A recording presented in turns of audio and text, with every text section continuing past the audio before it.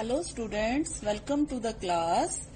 जी students, हम कर रहे थे unit number 5 system of particles and rotational motion, जो कि 10+1 फिजिक्स का एनसीईआरटी का चैप्टर नंबर 7 है। जी बेटा, हमने अपने लास्ट जो हमारा लेक्चर था उसमें डिस्कस किया रिजिड बॉडीज के बारे में। हमने रिजिड बॉडी का सेंटर ऑफ मास है जो वो फाइंड आउट किया। इसके अलावा हमने ट्रांसलेशनल मोशन की बात की रिजिड बॉडी की, और रोटेशनल मोशन की बात की जो कि रिजिड बॉडी की। अब हमने देखा कि रिजिड बॉडी जो होती है वो एक एक्सिस के आसपास अगर रोटेट करती है तो उसके सारे पार्टिकल्स हैं जो वो सेम वेलोसिटी के साथ मूव करते हैं। तो बेटा आज हम बात करेंगे इसी चैप्टर के मोस्ट इम्पॉर्टेंट टॉपिक की जो कि है टॉर्क के बारे में। जी बेटा, थोड़ी सी रिवीजन कर लेते हैं हम। सेकेंड यूनिट में हमने बेटा यूनिफॉर्म सर्कुलर मोशन के बारे में पढ़ा था। अब चूंकि हम रोटेशनल मोशन के बारे में पढ़ रहे हैं तो इसके लिए आपको थोड़ा सा रिवाइज करना जरूरी है कि उसमें हमने पढ़ा था कि अगर कोई पॉइंट है, जो कोई ऑब्जेक्ट है, वो अगर रोटेट कर रहा है किसी सेंटर के आसपास, एक्सिस के आसपास, तो वो क्या करता है बेटा, वो एंगुलर डिस्प्लेसमेंट करता है। यानी कि जैसे हम लीनियर मोशन में तो हम देखते हैं ना कि कोई ऑब्जेक्ट यहां से यहां गया तो हम कहते हैं कि इसने एक्स डिस्टेंस कवर किया, ठीक है। पर रोटेशनल मोशन में ऐसे नहीं होता। रोटेशनल मोशन में क्या होता है, एंगुलर डिस्प्लेसमेंट होती है। अगर P से Q मान लीजिए कोई ऑब्जेक्ट गया डेल्टा T टाइम में और उसने डेल्टा S जो है डिस्टेंस कवर किया P से Q तक, तो उसने एक्चुअली क्या किया, उसने डेल्टा थीटा एंगल कवर किया, ठीक है। P से Q तक की जो हम ये आंख की दूरी है ये डेल्टा S मान लेते हैं, तो ये क्या हमारे पास डेल्टा थीटा है। तो हमारे पास इससे हमारे पास जो एंगुलर वेलोसिटी होती है बेटा ऑब्जेक्ट की, एंगुलर वेलोसिटी जिसको हम ओमेगा से लिखते हैं, वो होती है बेटा delta theta by delta T. और अगर डेल्टा टी अप्रोचेस टू 0 होता है तो ये लिखते हैं हम इसको D theta by D T, ठीक है। ये आप वहां से रिवाइज भी कर सकते हो अच्छी तरह से। यूनिट नंबर 2 का लेक्चर नंबर 9 है बेटा जो हमने किया हुआ है इसका। तो बेटा इसी तरह से हमारे पास जो लीनियर वेलोसिटी होती है, लीनियर वेलोसिटी को हम किससे डिनोट करते हैं, लीनियर वेलोसिटी को v से डिनोट करते हैं, ठीक है। तो हमने रिलेशन किया था एक v is equal to R omega, ठीक है। ये हमने रिलेशन किया था लीनियर वेलोसिटी और एंगुलर वेलोसिटी का। और अगर हम इसको वेक्टर की फॉर्म में लिखें तो बेटा हम इसको लिखते हैं v is equal to omega cross R, ठीक है। तो इसी तरह से बेटा जो हमारे पास लीनियर एक्सेलरेशन होती है, लीनियर एक्सेलरेशन, उसको हम a से लिखते हैं, ठीक है। अब हमारे पास एंगुलर एक्सेलरेशन जो होती है, एंगुलर एक्सेलरेशन, उसको हम अल्फा से लिखते हैं, ठीक है। अब एंगुलर एक्सेलरेशन का क्या मतलब है, alpha is equal to D omega by D T, ठीक है। तो ये बेटा हमारे पास होती है जब रोटेट कर रही होती है कोई बॉडी किसी सर्कल में फिक्स एक्सिस के आसपास, तो हम जो एंगुलर एक्सेलरेशन हम बोलते हैं rate of change of angular velocity, ठीक है। जी बेटा, हमने वहां पे एंगुलर एक्सेलरेशन और लीनियर एक्सेलरेशन का भी एक रिलेशन किया था, a is equal to R into alpha. तो हम इसको भी वेक्टर फॉर्म में अगर हम लिखेंगे a is equal to alpha cross R, ठीक है। अब मैं आपको ये भी रिवाइज करवा दूं कि वेक्टर प्रोडक्ट क्या होती है। a क्रॉस b को हम लिखते हैं a b साइन थीटा और साथ में यूनिट वेक्टर n जो कि डायरेक्शन बताता है, यानी कि एक ऐसा वेक्टर जो साथ में डायरेक्शन भी बताता है। a क्रॉस b, a और b 2 वेक्टर्स हैं। अगर हम इनकी क्रॉस प्रोडक्ट लेते हैं तो वो एक थर्ड वेक्टर होता है जो कि इन दोनों के परपेंडिकुलर होता है और उसकी वैल्यू होती है a b sign theta into unit vector n। ये तो होगी बेटा थोड़ी सी रिवीजन।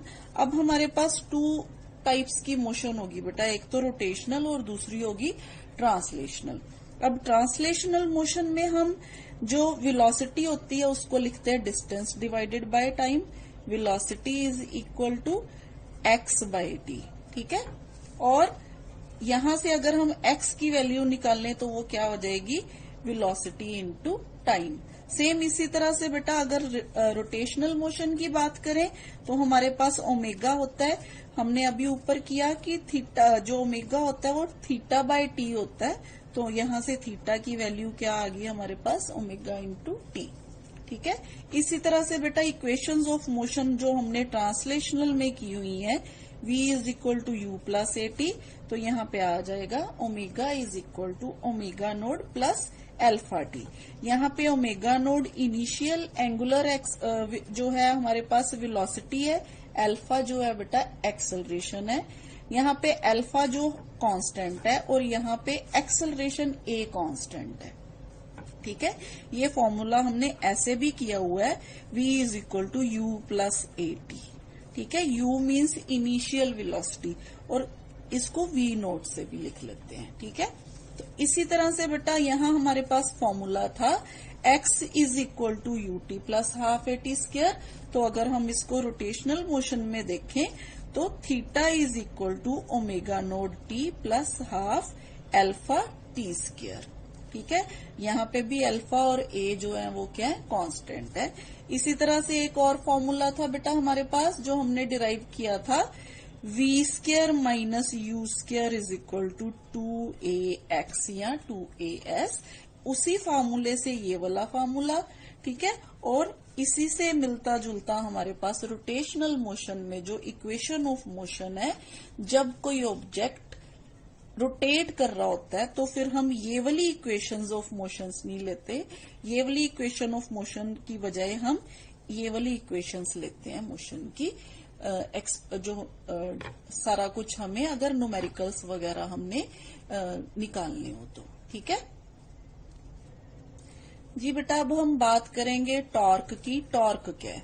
अच्छा बेटा, जब हम किसी भी ऑब्जेक्ट में देखते हैं, अगर कोई ऑब्जेक्ट लीनियरली मूव कर रहा है, जैसे मान लीजिए कोई ऑब्जेक्ट यहाँ पे है, हमने उसको फोर्स लगाई और फोर्स अप्लाई करने से जो ऑब्जेक्ट है उसने अपनी पोजीशन चेंज कर ली, यानी कि पहले मान लीजिए ए पोजीशन पे था, अब बी पोजीशन पे आ गया और उसने एक्स डिस्टेंस कवर किया, ठीक है। तो हम कहते हैं फोर्स अप्लाई करने से ऑब्जेक्ट ने पोजीशन चेंज कर ली। अच्छा बेटा, पोजीशन तो यहाँ पे भी ऑब्जेक्ट चेंज कर रहा है, P से Q की तरफ जा रहा है, तो फिर यहाँ से क्या, यहाँ पे क्या चीज है जो इसको यहाँ पे लेके आ रही है, ठीक है। यहाँ पे तो फोर्स हो गई, ठीक है, अप्लाइड फोर्स जो इसकी पोजीशन चेंज कर रही है लीनियरली। अब जब हम रोटेशनल मोशन की बात करते हैं ना, तो फिर वो जो फोर्स होती है ना बेटा, जो किसी भी ऑब्जेक्ट को किसी एक्सिस के आसपास जो है मान लीजिए मूवमेंट करवाती है या घुमाती है, तो उसको हम क्या बोलते हैं, टॉर्क बोलते हैं बेटा, ठीक है। जैसे अभी मैं आपको एग्जांपल दिखाती हूँ, ये देखिए, ये मान लीजिए एक्सिस है, ठीक है। ये हमारे पास एक टॉय टाइप है, इसको हम फोर्स लगाएंगे तो ये अपने एक्सिस के आसपास ऐसे घूमेगा, ठीक है। अगर हम इस तरफ फोर्स लगाएंगे तो ये एंटी क्लॉकवाइज मूव करेगा, एंटी क्लॉकवाइज, ठीक है। और अगर हम इसको इस तरफ फोर्स लगाएंगे, फोर्स की डायरेक्शन अगर इस तरफ हो जाएगी तो ये क्लॉकवाइज घूमेगा, ठीक है। तो ये है बेटा हमारे पास टॉर्क। जब हम ऐसी सिचुएशन लेते हैं जहां पे बॉडी रोटेट करती है किसी एक्सिस के आसपास, तो जो फोर्स, जो टर्निंग इफेक्ट आता है ना उस बॉडी में, उसको हम क्या बोलते हैं बेटा, टॉर्क बोलते हैं। तो बेटा हम टॉर्क करेंगे,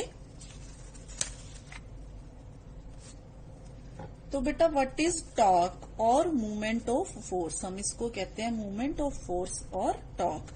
when an external force acting on a body has a tendency to rotate the body about a fixed point or axis, it is said to exert a torque on the body, or turning effect of a force about the axis of rotation is called movement of force or torque.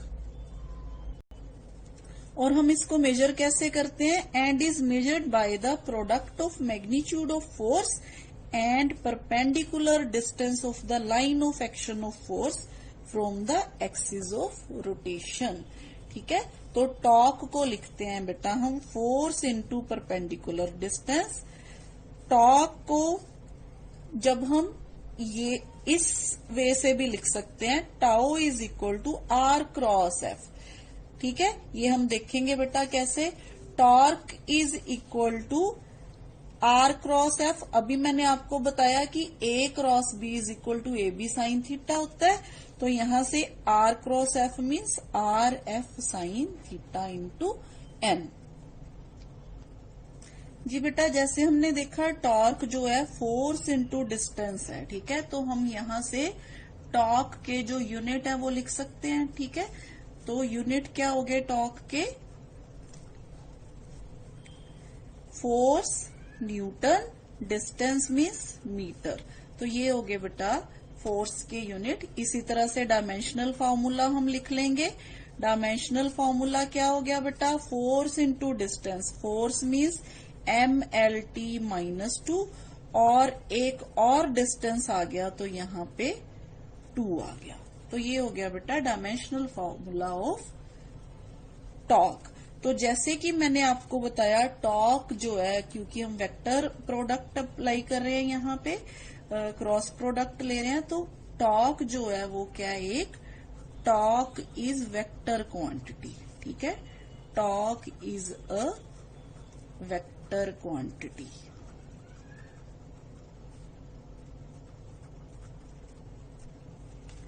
जी बेटा, अब हम torque को explain करने के लिए एक diagram बनाते हैं। मान लीजिए बेटा हमारे पास ये एक्स वाई एक्सिस है। ठीक है, हमारे पास मान लीजिए कोई ऑब्जेक्ट है जो यहाँ पे एक्सिस पे फिक्स है, और ये हमारे पास, जैसे मान लीजिए बेटा कोई डोर है, डोर को हम मान लीजिए ऊपर से देख रहे हैं डोर को, तो ये डोर का ऊपर वाली साइड होगी, यहाँ पे डोर फिक्स है, यहाँ पे डोर का हैंडल होता है। ठीक है, तो ये यहां से यहां तक की दूरी क्या है, इसकी आर है, दिस इज आर।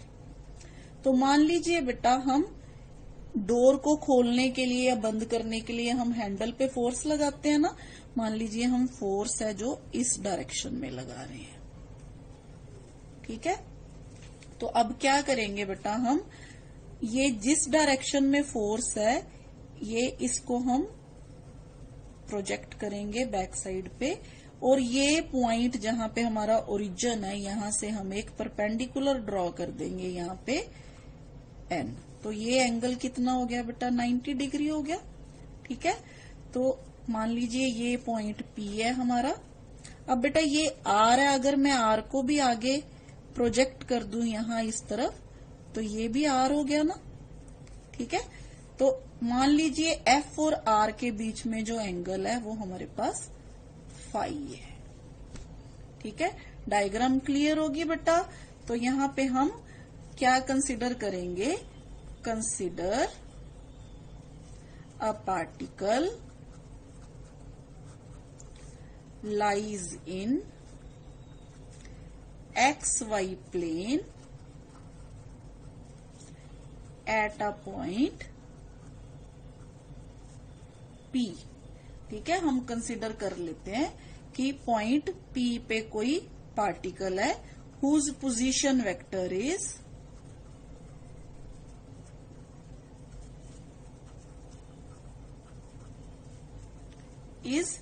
क्या है बेटा, position vector R।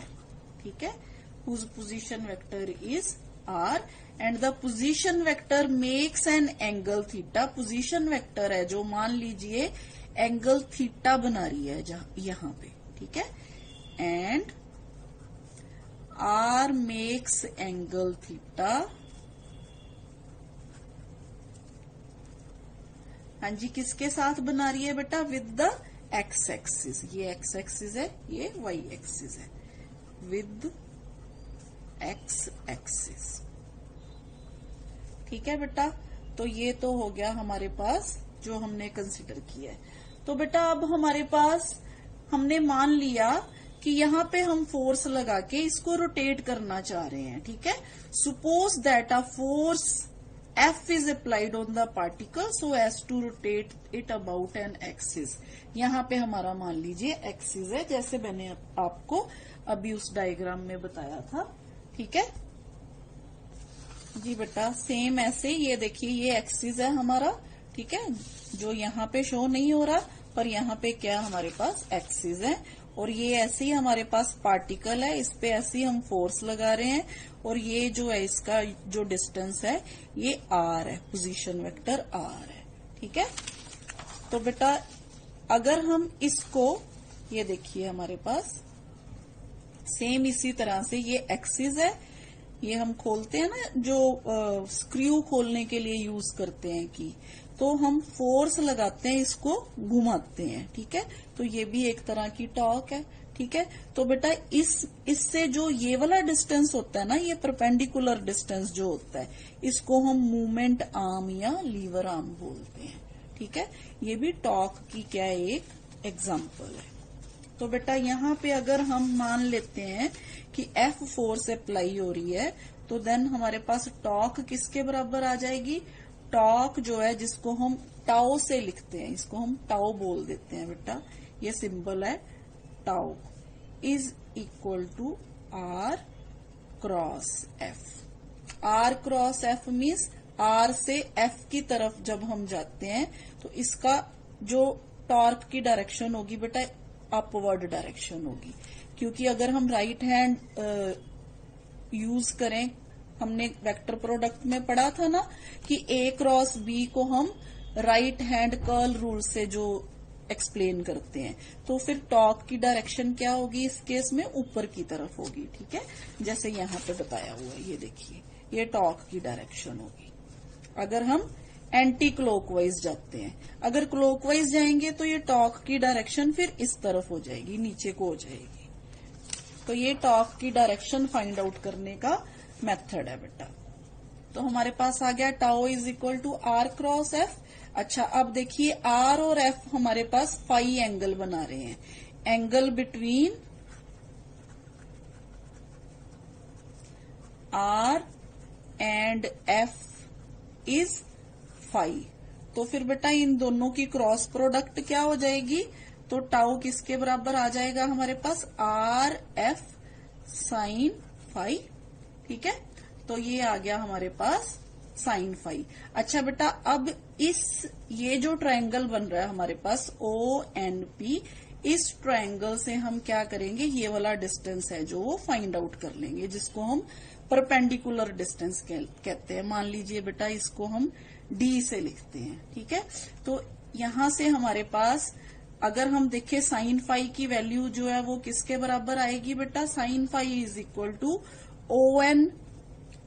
ON divided by R, ठीक है। तो ये हमारे पास आ गया बेटा साइन फाई की वैल्यू, क्योंकि यहाँ पे अगर ये फाई है तो ये भी फाई होगा, ठीक है। तो यहां से इस ट्रायंगल से हमारे पास साइन फाई है जो वो किसके बराबर आ गया बेटा, sine phi is equal to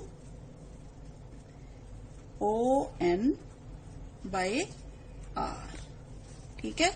तो यहां से ON की वैल्यू क्या आ जाएगी, ON is equal to R sine phi, और ON हमने क्या माना D, यानी कि D is equal to R sine phi, ठीक है। अब ये देखिए बेटा ये R साइन फाई है, तो मैं इसको ऐसे लिख सकती हूँ ना, F into R sine phi, ठीक है। तो ये जो वैल्यू है ये रही, तो यहाँ पे मैं tau is equal to F into D लिख दूंगी, ठीक है। तो यहाँ पे F फिर क्या है बेटा हमारे पास, tau is equal to force into this is perpendicular distance, और इसको हम क्या कहते हैं, मूवमेंट आर्म। अभी मैंने आपको बताया था मूवमेंट आर्म। तो ये आ गया बेटा हमारे पास टॉर्क का फॉर्मूला, ठीक है। Thus torque of a force is measured as the product of force and the movement arm, ठीक है। और मूवमेंट आर्म को हम परपेंडिकुलर डिस्टेंस भी कहते हैं, the perpendicular distance of the line of action of the force from the axis of rotation, ठीक है जी बेटा। अगर अब हम देखें, अगर एंटी क्लॉकवाइज बॉडी रोटेट होती है तो जो टॉर्क होती है ना उसको हम पॉजिटिव लेते हैं। तो बेटा हम लिखते हैं tau is positive if force tends to rotate the body in anti clockwise, ठीक है। इसी तरह से बेटा यहां पे टाउ पॉजिटिव है और अगर क्लॉकवाइज होगी तो tau is negative if clockwise, ठीक है। जैसे मैंने अभी आपको बताया कि अगर ये इस तरफ घूमेगी तो ये टॉर्क की डायरेक्शन है जो वो नीचे को हो जाएगी जी बेटा। एक और इम्पॉर्टेंट बात, ये जो हमारे पास रिलेशन है tau is equal to F into R sine phi, हम इसको ऐसे भी लिख सकते हैं ना, tau is equal to R into F sine phi. तो फिर यहां से हम ये लिख सकते हैं R into perpendicular component of force, ठीक है। तो बेटा ये मान लीजिए मैं यहाँ पे इसी डायग्राम में अगर मैं फोर्स को कंपोनेंट्स में ब्रेक कर दूं, ये वाली फोर्स को कंपोनेंट में ब्रेक कर दूं, तो एक कंपोनेंट इधर हो गया और एक कंपोनेंट इधर हो गया। तो ये कंपोनेंट कौन सा है, जो आर पे परपेंडिकुलर डायरेक्शन में है, ठीक है। तो बेटा इसलिए हम इसको ऐसे भी लिख सकते हैं, ठीक है। तो ये हमारे पास फिर आ गया बेटा कि टाउ है जो फिर दोनों तरह से लिख सकते हैं, एफ परपेंडिकुलर और tau is equal to force into perpendicular distance, ठीक है। जो हमारे पास ये आ गया बेटा, ठीक है। Tau is equal to R into perpendicular component of force और force into perpendicular component of distance, ये दोनों तरह से जो हम टॉर्क को एक्सप्लेन कर सकते हैं जी। अब बेटा अगर हम यहां से देखें तो देखिए टॉर्क किस किस पे डिपेंड कर रही है। एक तो मैग्नीट्यूड ऑफ फोर्स पे डिपेंड कर रही है, दूसरा पोजीशन वेक्टर आर पे डिपेंड कर रही है, तीसरा किस पे डिपेंड कर रही है कि हम फोर्स कौन से एंगल पे लगाते हैं, ठीक है। तो बेटा ये सारी चीजें हम अपनी डेली लाइफ में बहुत बार यूज करते हैं कि जब हम टॉर्क लगाते हैं तो हमें पता नहीं होता कि हम कहाँ किस डायरेक्शन में टॉर्क लगा रहे हैं। जैसे मान लो मैं आपको एग्जांपल देती हूँ बेटा, हम जब डोर खोलते हैं, ये मान लीजिए हमारे पास ये डोर का एक्सिस है और ये डोर है, ठीक है। ये डोर का हैंडल लगा हुआ है। तो जब हम डोर खोलते हैं तो हम हैंडल को ही फोर्स लगा के डोर को खोलने की कोशिश करते हैं। अगर हम हैंडल की जगह यहाँ पे फोर्स लगाएं तो डोर नहीं ना खुलेगा। तो इसका मतलब क्या हुआ कि हमने आर की वैल्यू है जो वो कम कर दी। अगर आर की वैल्यू कम हो जाएगी तो टॉर्क भी कम हो जाएगी, ठीक है। इसी तरह से बेटा अगर हम 90 डिग्री पे बिल्कुल डोर के सामने खड़े होके फोर्स है जो लगाएं तो टॉर्क मैक्सिमम लगती है, दरवाजा खोलना आसान होता है। अगर मान लो मैं इस तरफ फोर्स लगा के डोर खोलने की कोशिश करूं तो क्या डोर खुलेगा? नहीं खुलेगा ना। तो इसका मतलब जब 90 डिग्री एंगल होगा, यहाँ पे फाई जो है 90 डिग्री होगा तो टाउ क्या हो जाएगी? मैक्सिमम हो जाएगी, ठीक है। दूसरा केस बेटा, मान लीजिए मैं हैंडल को इस तरफ फोर्स लगा के खींचने की कोशिश कर रही हूँ तो क्या दरवाजा खुलेगा? नहीं खुलेगा ना। तो इसका मतलब क्या है, यहाँ पे आर और एफ में जो एंगल है वो क्या आ गया बेटा? वो 0 आ गया, ठीक है। इसी तरह से अगर मैं इस तरफ फोर्स लगाऊं तो भी नहीं जो डोर है खुलेगा। तो इस केस में जब फाई 0 डिग्री हो जाता है तो टाउ क्या होती है? 0 हो जाती है, ठीक है। और अगर फोर्स 0 हो तो भी टाउ 0 हो जाती है। इफ फोर्स 0 तो भी टाउ 0 हो जाती है, ठीक है। और अगर बेटा मैंने जैसे आपको बताया कि हम एक्सिस पे फोर्स लगाना शुरू कर दें डोर के एक्सिस पे ही फोर्स लगा के डोर को खोलने की कोशिश करें, तब क्या होगा, हमारे पास R0 हो जाएगा।